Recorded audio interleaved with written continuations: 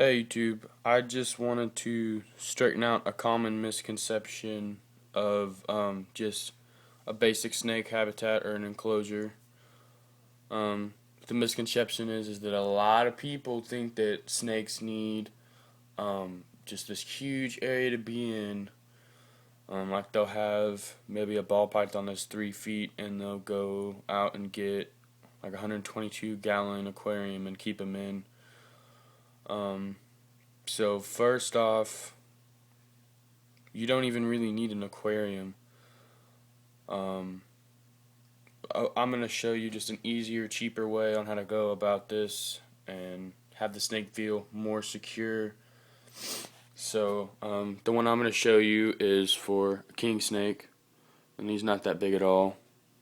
He's right there. He's pretty pissed off. But anyways, so my rule of thumb is, this is just what I go by. There's a lot of people who disagree with me, but I really don't care. The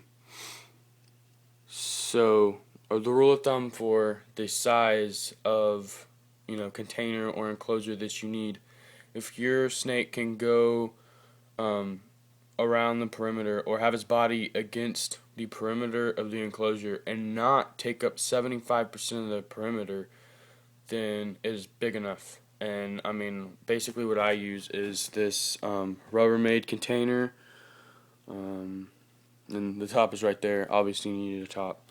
So for substrate, I mean, a lot of people use aspen bedding on shavings and stuff. I don't like those. I just don't.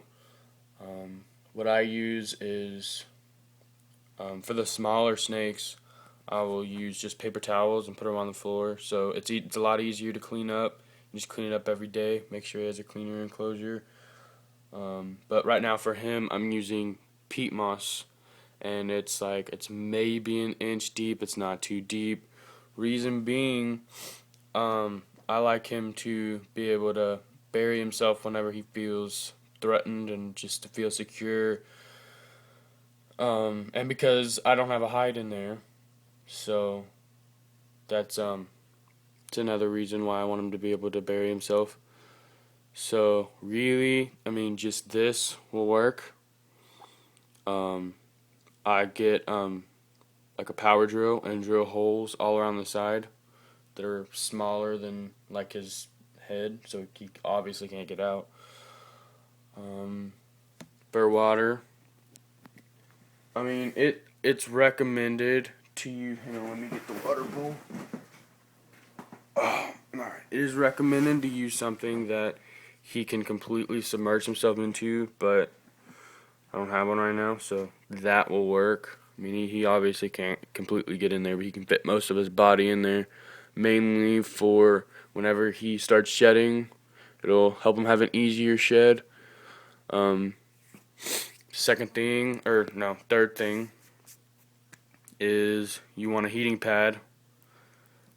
And what I do is I'll like draw an imaginary line down the center of the container, and on this half I'll put a heating pad under just this half, because you want to have like a heat gradient so he can choose if he wants the cool side or the hot side, and I always keep the water on the cool side.